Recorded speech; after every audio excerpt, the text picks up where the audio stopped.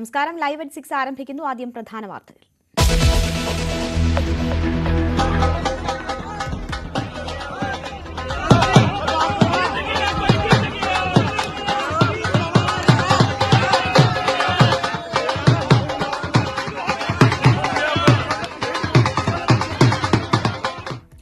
കാവി പുതച്ചിന്ദ്രപ്രസ്ഥം 27 വർഷത്തിന് ശേഷം യമുനയിൽ താമര വിരിഞ്ഞു.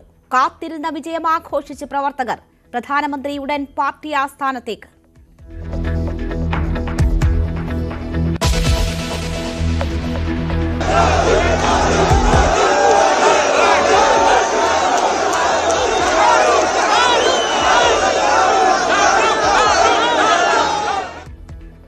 ആപ്പിനെ ചൂലിനടിച്ചു ഡൽഹി. പരാജയം നുണഞ്ഞ് കെജ്രിവാൾ അടക്കമുള്ള പ്രമുഖർ.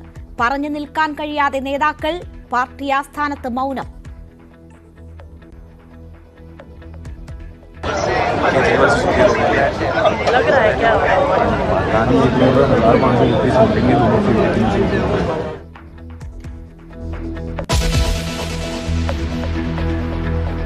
മൂന്നാം തവണയും സംപൂജ്യരായി കോൺഗ്രസ്. വോട്ടിംഗ് ശതമാനം ഉയർത്തി. AAP സ്ഥാനാർത്ഥികളുടെ തോൽവിക്ക് ആക്കം കൂട്ടി. പ്രതികരിക്കാതെ നേതാക്കൾ.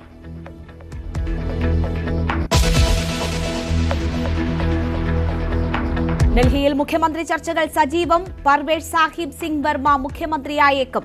അമിത്ഷായുമായി കൂടിക്കാഴ്ച നടത്തി. പാർട്ടി തീരുമാനിക്കുമെന്ന് പർവേഷ് ന്യൂസ് 18 देखिए, हमारी पार्टी में जो हमारा विधायक दल होगा वो तय करेगा, पार्टी की लीडरशिप तय करेगी. आने वाले समय में आपको पता लगेगा.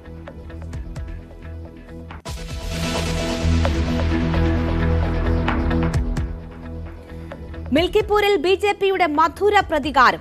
നിയമസഭാ ഉപതെരഞ്ഞെടുപ്പിൽ ചന്ദ്രഭാനു പാസ്വാന് വൻ ജയം. സമാജ്വാദി പാർട്ടിക്ക് കനത്ത തിരിച്ചടി.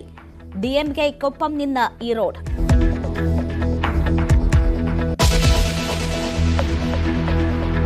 സ്കൂട്ടർ തട്ടിപ്പിൽ അന്വേഷണം ഉന്നതരിലേക്ക്. Saigramam director സംശയനിഴലിൽ. Thiruvananthapuram press club ഭാരവാഹികളെയും ചോദ്യം ചെയ്യും. അനന്തുകൃഷ്ണനുമായി തെളിവെടുത്തു. പരാതി പ്രവാഹം തുടരുന്നു.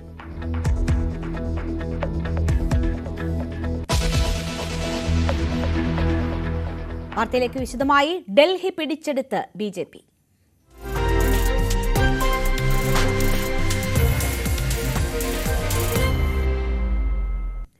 ഡൽഹിയിൽ 27 വർഷത്തിന് ശേഷം BJP അധികാരത്തിൽ. 3/2 ഭൂരിപക്ഷം നേടിയാണ് ആം ആദ്മി ഭരണത്തിന് അന്ത്യം കുറിച്ചത്. മുൻ മുഖ്യമന്ത്രി അരവിന്ദ് കെജ്രിവാൾ, മുൻ ഉപമുഖ്യമന്ത്രി മനീഷ് സിസോദിയ എന്നിവർ പരാജയപ്പെട്ടു. 70 മണ്ഡലങ്ങളിൽ 48ഉം BJP വിജയിച്ചപ്പോൾ ആം ആദ്മി പാർട്ടി 22 സീറ്റിൽ ഒതുങ്ങി. കോൺഗ്രസ് ഇത്തവണയും സംയുജരായി. കേന്ദ്രത്തിൽ മോദി, ഡൽഹിയിൽ കേജ്രിവാൾ. ഇതായിരുന്നു കഴിഞ്ഞ കുറച്ചുനാളായുള്ള ഡൽഹിക്കാരുടെ മുദ്രാവാക്യം. ആ പതിവ് ഇത്തവണ ഡൽഹി മാറ്റിപ്പിടിച്ചപ്പോൾ BJP ഭരണത്തിലേക്ക്. BJPയുടെ തേരോട്ടത്തിൽ ആം ആദ്മി പാർട്ടിയുടെ മുഖമായ അരവിന്ദ് കെജ്രിവാൾ തോറ്റു. പാർട്ടിയിലെ രണ്ടാമൻ മനീഷ് സിസോദിയ, സത്യേന്ദ്ര ജെയിൻ തുടങ്ങിയ നേതാക്കളും പരാജയമറിഞ്ഞു. കഴിഞ്ഞ തവണ നേടിയ 8 സിറ്റിംഗ് സീറ്റുകളും നിലനിർത്തിയാണ് BJP ആം ആദ്മി പാർട്ടിയുടെ വോട്ട് ബാങ്കിലേക്ക് കടന്നു കയറിയത്. ആകെയുള്ള 11 ജില്ലകളിൽ 9 ജില്ലകളിലും BJPക്കാണ് മേൽക്കൈ. ആം ആദ്മി പാർട്ടിക്ക് മേധാവിത്വമുള്ളത് സെൻട്രൽ ഡൽഹിയിലും സൗത്ത് ഈസ്റ്റ് ഡൽഹിയിലും മാത്രം. മധ്യവർഗം നിർണായകമായ ഡൽഹിയിൽ കേന്ദ്ര ബജറ്റിലെ ആദായ നികുതി ഇളവും വോട്ടിംഗിൽ പ്രതിഫലിച്ചു. മധ്യവർഗ സ്വാധീനമുള്ള 24 മണ്ഡലങ്ങളിൽ 17ഉം BJPയെ തുണച്ചു. പഞ്ചാബി, പൂർവാഞ്ചലി മേഖലകളിൽ BJP വലിയ മുന്നേറ്റമുണ്ടാക്കി. തിരിച്ചടിയിലും ആം ആദ്മി പാർട്ടിക്ക് പിടിച്ചു നിൽക്കാനായത് അടിസ്ഥാന ജനവിഭാഗങ്ങളുടെയും ന്യൂനപക്ഷത്തിന്റെയും പിന്തുണയാണ്. തുടർച്ചയായ 3ാം തെരഞ്ഞെടുപ്പിലും കോൺഗ്രസിന് MLAമാരില്ല. എന്നാൽ വോട്ട് ശതമാനം ഉയർത്താനായത് കോൺഗ്രസിനെ ആശ്വസിക്കാം. ലോക്സഭാ തെരഞ്ഞെടുപ്പിന് ശേഷം മഹാരാഷ്ട്രയ്ക്കും ഹരിയാനയ്ക്കും പിന്നാലെ ഡൽഹി പിടിക്കാനായത് BJPക്ക് ആത്മവിശ്വാസം വർദ്ധിപ്പിക്കും. National desk news 18. ആം ആദ്മിയെ തുണച്ചിരുന്ന മിക്ക മേഖലകളിലും ആധിപത്യം നേടിയാണ് തലസ്ഥാനം BJP പിടിച്ചത്. അടിസ്ഥാന വർഗങ്ങൾക്കിടയിലും മിഡിൽ അപ്പർ ക്ലാസിനിടയിലും വിശ്വാസമാർജിക്കാൻ BJPക്കായി. ദളിത് മുസ്ലിം വിഭാഗങ്ങൾക്കിടയിൽ വലിയ കോട്ടമുണ്ടാകാതിരുന്നതാണ് ആം ആദ്മിക്ക് പരാജയത്തിനിടയിലും അല്പം ആശ്വാസം നൽകുന്നത്. 2013 തുടങ്ങിയ ആം ആദ്മിയുടെ തേരോട്ടത്തിൽ ഡൽഹിയിലെ എല്ലാ വിഭാഗങ്ങളുടെയും പിന്തുണ ആർജിച്ചാണ് മുന്നോട്ട് പോയത്. 3 തവണ ഷീലാ ദീക്ഷിത് തുടർച്ചയായി ഡൽഹി പിടിച്ചപ്പോൾ കോൺഗ്രസിനൊപ്പം നിന്ന വിഭാഗങ്ങളെല്ലാം കെജ്രിവാളിനൊപ്പം പോവുകയും അത് പിന്നീട് ആം ആദ്മിയുടെ ഉറച്ച വോട്ട് ബാങ്കായി മാറുകയുമായിരുന്നു. പക്ഷേ ഇത്തവണ കാര്യങ്ങൾ മാറി മറിഞ്ഞു. അടിസ്ഥാന വിഭാഗവും സമ്പന്ന വിഭാഗവും ഇടത്തരക്കാരും BJPയെ തുണച്ചു. അടിസ്ഥാന വിഭാഗത്തിന് മേധാവിത്വമുള്ള 32 സീറ്റുകളിൽ 19 ഇടത്തും മുന്നേറാൻ BJPക്കായി. സമ്പന്ന വിഭാഗത്തിന് മേധാവിത്വമുള്ള നഗരമേഖലകളിലും BJP കുതിപ്പ് നടത്തി. ഇത്തരത്തിലുള്ള 9 മണ്ഡലങ്ങളിൽ 7 ഇടത്തും താമര വിരിഞ്ഞു. എന്നും ആം ആദ്മിയുടെ ഉറച്ച വോട്ട് ബാങ്കായിരുന്ന ഇടത്തരക്കാരെ കൂടെ കൂട്ടാൻ ഇത്തവണ BJPക്കായി. കേന്ദ്ര ബജറ്റിലെ നികുതി ഇളവിലൂടെ നേട്ടമാകുമെന്ന BJP പ്രതീക്ഷ പൂവണിഞ്ഞത് ഇടത്തരക്കാർക്ക് മേധാവിത്വമുള്ള ഇത്തരം 28-ൽ 23 ഇടത്താണ്. ചേരികളെ മറന്ന ആം ആദ്മിയെ ഇത്തവണ ആ മേഖലയും കൈവിട്ടു. 19-ൽ 17 ഇടത്തും BJPക്കാണ് ആധിപത്യം. പഞ്ചാബ് മുഖ്യമന്ത്രിയും മന്ത്രിമാരും കൂട്ടത്തോടെ ആപ്പിനായി അണിനിരന്നിട്ടും പഞ്ചാബ് വോട്ടർമാരെ സ്വാധീനിക്കാനായില്ലെന്നത് തിരിച്ചടിയായി. ജാട്ട്, ഗുജറാത്ത് വിഭാഗങ്ങൾക്ക് സ്വാധീനമുള്ള മേഖലകളിലും BJPക്കാണ് നേട്ടം. 14-ൽ 10 ഇടത്തും നേട്ടമുണ്ടാക്കാനായി. ദളിത് വിഭാഗങ്ങൾക്ക് ആധിപത്യമുള്ള 11 സീറ്റുകളിൽ BJPയും ആപ്പും ഏതാണ്ട് ഒപ്പത്തിനൊപ്പമാണ്. അതേസമയം മുസ്ലിം വോട്ടുകൾ കൂടുതലായുള്ള 7-ൽ 6 ഇടത്തും നേട്ടമുണ്ടാക്കാനായതാണ് ആപ്പിന്റെ ഏക ആശ്വാസം. News desk, news 18. ഡൽഹി ജനസംഖ്യയിൽ നിർണായകമായ മധ്യവർഗ വോട്ടുകൾ കേന്ദ്രീകരിച്ചുള്ള പ്രചാരണമാണ് BJP വിജയത്തിന്റെ അടിസ്ഥാന ഘടകം. അധികാരത്തിലെത്തിയാൽ ആം ആദ്മി സർക്കാർ നടപ്പാക്കിയ ക്ഷേമ പ്രവർത്തനങ്ങൾ നിർത്തലാക്കില്ലെന്ന് പ്രഖ്യാപിച്ച BJP കെജ്രിവാളിനും കൂട്ടർക്കുമെതിരെ ഉയർന്ന അഴിമതി ആരോപണങ്ങൾ ചർച്ചയാക്കുന്നതിലും വിജയിച്ചു. മധ്യവർഗത്തിന്റെ നിരാശയിൽ നിന്നായിരുന്നു 2012-ലെ ഗാന്ധി ജയന്തി ദിനത്തിൽ ആം ആദ്മി പാർട്ടിയുടെ പിറവി. കാലക്രമേണ അടിസ്ഥാന വർഗത്തിലേക്ക് ആം ആദ്മി പാർട്ടിയും ചുവടുമാറി. ബജറ്റിന് മുന്നോടിയായി കേന്ദ്രത്തിന് നിവേദനം നൽകിയും പ്രചാരണ യോഗങ്ങളിൽ മധ്യവർഗത്തിന്റെ ആശങ്കകൾ ഉന്നയിച്ചും വോട്ട് ബാങ്ക് ഒപ്പം നിർത്താൻ കേജ്രിവാൾ ശ്രമിച്ചെങ്കിലും വൈകി. റെസിഡൻസ് അസോസിയേഷനുകളുടെ യോഗം ചേർന്നും വീടുകൾ കയറിയിറങ്ങിയും BJP മധ്യവർഗത്തെ ആകർഷിച്ചു. RSS സജീവമായി പ്രചാരണത്തിൽ ഒപ്പം നിന്നു. വോട്ടെടുപ്പിന് 4 നാൾ മുമ്പ് അവതരിപ്പിച്ച കേന്ദ്ര ബജറ്റിലെ ആദായ നികുതി ഇളവ് നിർണായകമായി. I am now happy to announce that there will be no income tax payable up to income of 12 lakh rupees. അഴിമതി വിരുദ്ധ പോരാട്ടത്തിലൂടെയായിരുന്നു കേജ്രിവാൾ പൊതുജീവിതം തുടങ്ങിയത്. കേജ്രിവാളും നേതാക്കളും അഴിമതി കേസിൽ അഴിക്കുള്ളിലായതോടെ അഴിമതി എതിരാളികൾ ആയുധമാക്കി. മദ്യനയ കേസിൽ സംഭവിച്ചതെന്തെന്ന് ബോധിപ്പിക്കുന്നതിൽ ആം ആദ്മി പാർട്ടി പരാജയപ്പെട്ടു. വാഗണാർ കാറിൽ നിന്ന് SUV-യിലേക്കും സാധാരണ വീട്ടിൽ നിന്ന് ചില്ലുകൊട്ടാരത്തിലേക്കും മാറിയെന്ന BJP ആരോപണത്തിന് കേജ്രിവാളിന് മറുപടി ഒന്നും ഉണ്ടായില്ല. ഒരു കാലത്ത് സൗജന്യങ്ങൾക്കെതിരെ നിലപാടെടുത്ത BJP ഡൽഹിയിൽ അധികാരത്തിൽ വന്നാൽ ആം ആദ്മി പാർട്ടി നടപ്പിലാക്കിയ പദ്ധതികൾ നിർത്തില്ലെന്ന് പ്രഖ്യാപിച്ചു. പ്രധാനമന്ത്രി നരേന്ദ്രമോദി ഉൾപ്പെടെയുള്ളവർ ഇത് ആവർത്തിച്ചു. ഇതിലൂടെ BJP വന്നാൽ സൗജന്യ സേവനങ്ങൾ ഇല്ലാതാക്കുമെന്ന കേജ്രിവാളിന്റെ പ്രചാരണം മറികടക്കാനായി. മറ്റെല്ലാ സർക്കാരുകളെയും പോലെ നടപ്പാക്കിയതിനേക്കാൾ നടപ്പാക്കാൻ സാധിക്കാത്ത പ്രഖ്യാപനങ്ങൾ ആം ആദ്മി പാർട്ടിക്കും വിനയായി. ഡൽഹിക്ക് പുറമെ ഡൽഹി മുനിസിപ്പൽ കോർപ്പറേഷൻ ഭരണം ലഭിച്ചിട്ടും മാലിന്യ പ്രശ്നം പരിഹരിക്കാത്തതും അഴുക്കുചാലുകൾ നിറഞ്ഞൊഴുകുന്നതും വോട്ടർമാരെ അകറ്റി. റോഡുകൾ യൂറോപ്യൻ നിലവാരത്തിലാക്കുമെന്ന പ്രഖ്യാപനവും പാഴ്വാക്കായി. ഇതിനു പുറമെ ലഫ്റ്റനന്റ് ഗവർണറുമായുള്ള നിരന്തര സംഘർഷവും വോട്ടർമാരെ സ്വാധീനിച്ചു. കേന്ദ്രം BJP ഭരിക്കുമ്പോൾ അതിനോട് ചേർന്ന് നിൽക്കുന്നവർ ഡൽഹി ഭരിക്കുന്നത് ഭരണനിർവഹണത്തിന് ഗുണകരമാകുമെന്ന് ഒരു വിഭാഗം വോട്ടർമാരെങ്കിലും ചിന്തിച്ചു. ഇതിനെല്ലാം പുറമെ BJPയുടെ ഇലക്ഷൻ മാനേജ്മെന്റ് വർഷങ്ങൾക്ക് ശേഷം രാജ്യതലസ്ഥാനത്ത് അധികാരമുറപ്പിച്ചു. ER Ragesh, news 18. ഡൽഹിയിൽ അധികാരം പിടിച്ചതോടെ BJPയിൽ മുഖ്യമന്ത്രി ചർച്ചകൾ സജീവമായി. അരവിന്ദ് കെജ്രിവാളിനെ വീഴ്ത്തിയ പർവേഷ് സാഹിബ് സിംഗ് വർമ്മയാണ് പരിഗണനാ പട്ടികയിൽ മുന്നിൽ. വിജേന്ദ്ര ഗുപ്ത, ദുഷ്യന്ത് ഗൌതം, മജീന്ദർ സിർസ, മനോജ് തിവാരി തുടങ്ങിയ പേരുകളും പരിഗണനയിലുണ്ട്. മുഖ്യമന്ത്രിയെ ദേശീയ നേതൃത്വം തീരുമാനിക്കുമെന്ന് പർവേഷ് സാഹിബ് സിംഗ് വർമ്മ ന്യൂസ് 18നോട് പറഞ്ഞു. മുഖ്യമന്ത്രി സ്ഥാനാർത്ഥിയെ പ്രഖ്യാപിക്കാതെയായിരുന്നു BJP ഡൽഹിയിൽ തെരഞ്ഞെടുപ്പിനെ നേരിട്ടത്. 27 വർഷത്തിനു ശേഷം അധികാരത്തിലെത്തിയതോടെ ആര് മുഖ്യമന്ത്രിയാകുമെന്ന ചർച്ചകളും തുടങ്ങി. ന്യൂഡൽഹിയിൽ അരവിന്ദ് കെജ്രിവാളിന്റെ തോൽവിയായിരുന്നു ഈ തെരഞ്ഞെടുപ്പിലെ ഏറ്റവും വലിയ അട്ടിമറി. തോൽപ്പിച്ചത് പർവേഷ് സാഹിബ് സിംഗ് വർമ്മ. അട്ടിമറി ജയം മുഖ്യമന്ത്രി സ്ഥാനത്തേക്ക് പർവേഷിന്റെ സാധ്യത കൂട്ടി. വിജയത്തിന് പിന്നാലെ കേന്ദ്ര ആഭ്യന്തരമന്ത്രി അമിത്ഷായുമായി പർവേഷ് വർമ്മ കൂടിക്കാഴ്ച നടത്തി. മുഖ്യമന്ത്രിയെ നേതൃത്വം തീരുമാനിക്കുമെന്ന് പർവേഷ് വർമ്മ ന്യൂസ് 18നോട്. सरकार बन रही है मुख्यमंत्री आप में? देखिए, हमारी पार्टी में जो हमारा विधायक दल होगा वो तय करेगा, पार्टी की लीडरशिप तय करेगी. आने वाले समय में आपको पता लग जाएगा. മുഖ്യമന്ത്രിയായാൽ അച്ഛൻ അലങ്കരിച്ച പദത്തിൽ മകനുമെത്തിയെന്ന നേട്ടത്തിന് വെസ്റ്റ് ഡൽഹി മുൻ MP അർഹനാകും. പർവേഷിന്റെ അച്ഛൻ സാഹിബ് സിംഗ് വർമ്മ 1996-98 കാലയളവിൽ ഡൽഹി മുഖ്യമന്ത്രിയായിരുന്നു. രോഹിണിയിൽ നിന്ന് തുടർച്ചയായ 3-ാം തവണ വിജയിച്ച മുതിർന്ന നേതാവ് വിജേന്ദ്ര ഗുപ്തയാണ് മറ്റൊരാൾ. നിലവിലെ പ്രതിപക്ഷ നേതാവാണ് വിജേന്ദ്ര ഗുപ്ത. മാളവി നഗറിൽ സോംനാഥ് ഭാരതിയെ പരാജയപ്പെടുത്തിയ മുൻ അധ്യക്ഷൻ സതീഷ് ഉപാധ്യായയുടെ പേരും ചർച്ചകളിലുണ്ട്. പഞ്ചാബി വോട്ടുകൾ നിർണായകമായ ഡൽഹിയിൽ ഒരു സിഖ് നേതാവിനെ മുഖ്യമന്ത്രിയാക്കാൻ തീരുമാനിച്ചാൽ രജൌരി ഗാർഡിൽ നിന്ന് ജയിച്ച മജീന്ദർ സിംഗ് സിർസയ്ക്ക് വഴിതെളിയും. BJP വിജയത്തിൽ മുഖ്യ പങ്കുവഹിച്ച പൂർവാഞ്ജലികളെ പരിഗണിച്ചാൽ മുൻ സംസ്ഥാന അധ്യക്ഷനും ഭോജ്പുരി നടനുമായ മനോജ് തിവാരിക്കും സാധ്യതയുണ്ട്. എന്നാൽ നിയമസഭയിലേക്ക് മത്സരിക്കാതിരുന്ന തിവാരിയെ BJP പരിഗണിക്കുമോ എന്ന് കണ്ടറിയണം. മുൻ മുഖ്യമന്ത്രി മദൻലാൽ ഖുറാനയുടെ മകൻ ഹരീഷ് ഖുറാനയുടെ പേരും ചർച്ചകളിലുണ്ട്. National desk, news 18. ഡൽഹിയിലെ ജനങ്ങളുടെ മനസ്സറിഞ്ഞ് അതിനൊത്ത മുദ്രാവാക്യമുയർത്തി അധികാരം പിടിക്കുകയും വാഗ്ദാനങ്ങൾ നടപ്പാക്കി ജനപിന്തുണ ഉറപ്പിക്കുകയും ചെയ്ത അരവിന്ദ് കെജ്രിവാളിന് പിഴച്ച ആദ്യ നിയമസഭാ തെരഞ്ഞെടുപ്പാണ് ഇത്. ഭരണത്തിൽ ശ്രദ്ധിക്കേണ്ട കെജ്രിവാളിനെ കേസിൽ കുടുക്കിയിടാനുള്ള BJP തന്ത്രത്തെ മറികടക്കാനായില്ലെന്ന് കൂടി തെളിയിക്കുന്നതാണ് ഡൽഹിയിലെ ഫലം. अरविंद केजरीवाल ईश्वर की शपथ लेता हूं कि मैं विधि द्वारा स्थापित भारत के संविधान के प्रति പാർട്ടി രൂപീകരിച്ച ഒരു വർഷത്തിനുള്ളിൽ ഡൽഹി മുഖ്യമന്ത്രിയായി അരവിന്ദ് കെജ്രിവാൾ. തൊട്ടടുത്ത വർഷം 70-ൽ 67 സീറ്റും ജയിച്ച് അധികാരത്തിൽ. 5 വർഷത്തെ ഭരണശേഷം നടന്ന തെരഞ്ഞെടുപ്പിലും 70-ൽ 62 സീറ്റ് നേടി ആവർത്തിച്ച വിജയം. ഇന്ത്യൻ രാഷ്ട്രീയത്തിൽ സമാനതകളില്ലാത്ത അത്ഭുതം. വൺ ടൈം വണ്ടർ എന്ന ആക്ഷേപത്തിന് പഞ്ചാബിലും ഭരണം പിടിച്ചായിരുന്നു മറുപടി. പതിവ് രാഷ്ട്രീയ വഴിയിൽ നിന്ന് മാറി നടന്ന മുൻ ഇന്ത്യൻ റവന്യൂ സർവീസ് ഉദ്യോഗസ്ഥൻ സാധാരണ മനുഷ്യർക്ക് രാഷ്ട്രീയ നേതാക്കളോടുള്ള എതിർപ്പും അമർഷവും തിരിച്ചറിഞ്ഞ് മുദ്രാവാക്യങ്ങൾ കണ്ടെത്തി.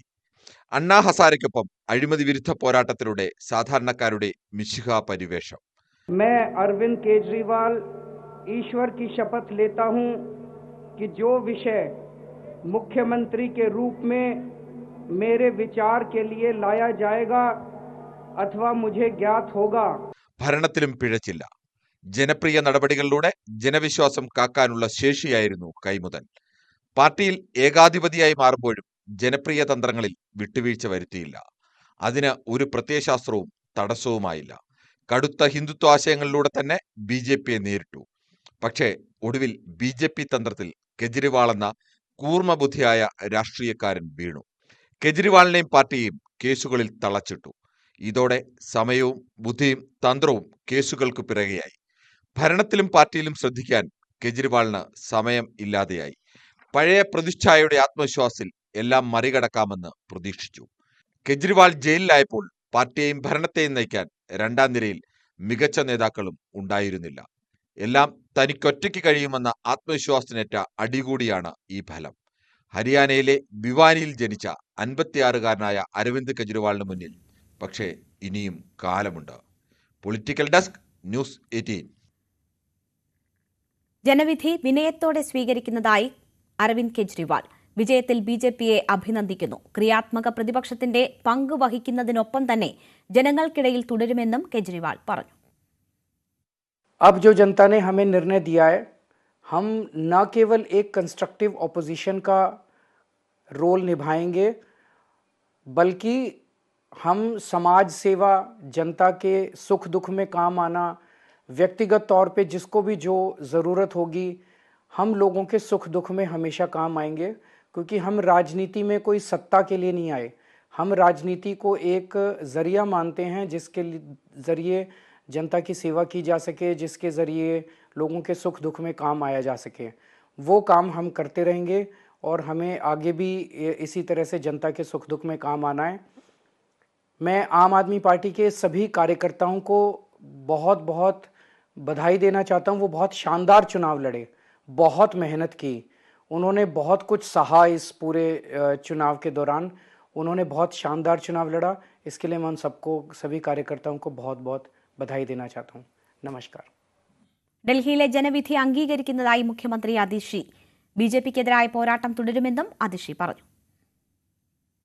सबसे पहले तो मैं कालकाजी विधानसभा की जनता का धन्यवाद करना चाहती हूँ जो उन्होंने मुझ पे भरोसा दिखाया.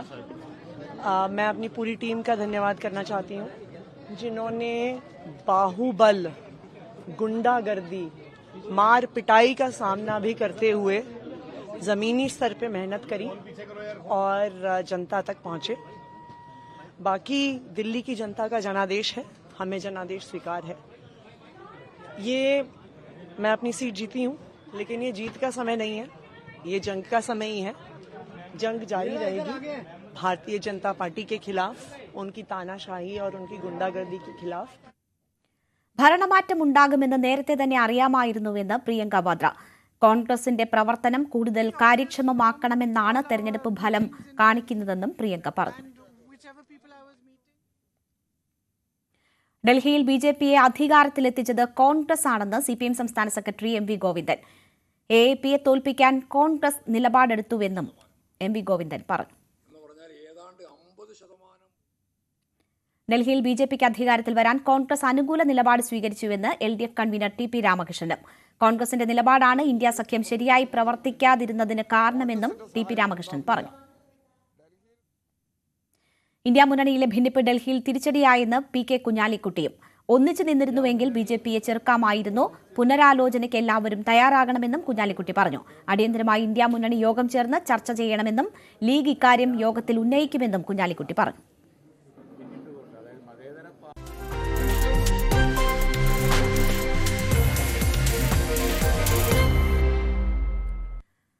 അയോധ്യയിലെ മിൽക്കിപൂരിൽ ബിജെപിയുടെ മധുര പ്രതികാരം. നിയമസഭാ ഉപതെരഞ്ഞെടുപ്പിൽ ബിജെപി സ്ഥാനാർത്ഥി ചന്ദ്രഭാനു പസ്വാന് മിന്നും ജയം.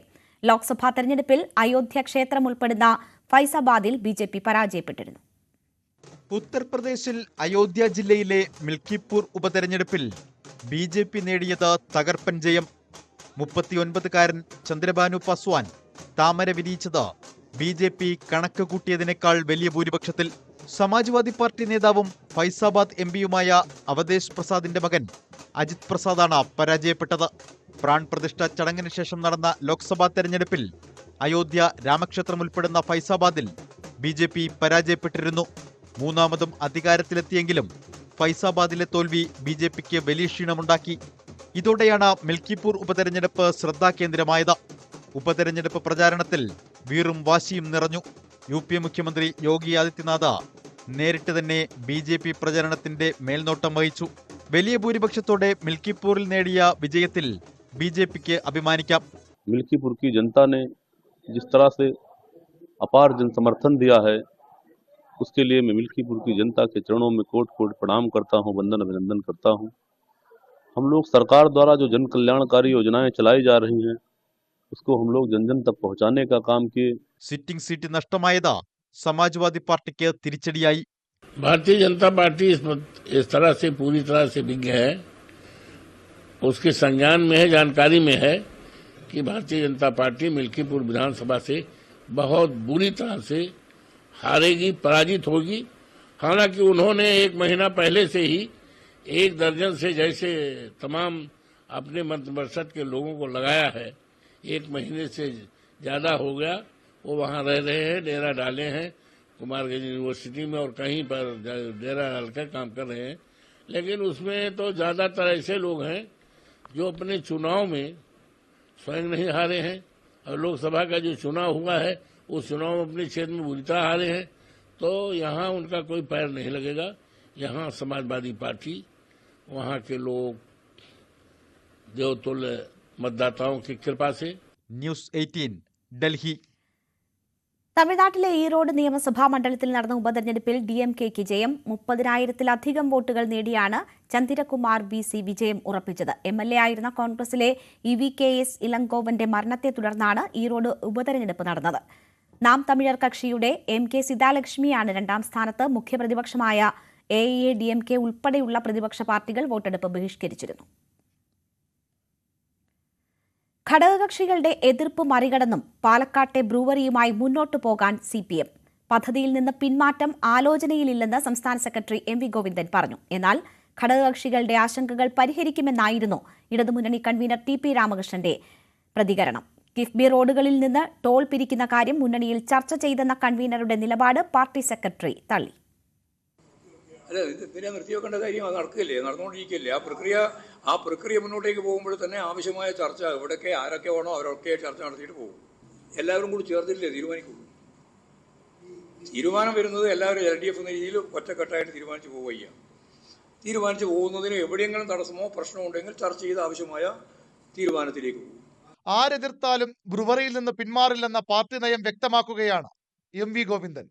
ഭൂമി തരംമാറ്റൽ അനുമതി നിഷേധിച്ച RDOയുടെ നടപടി CPIയുടെ നിലപാടെ കരുതുന്നില്ല.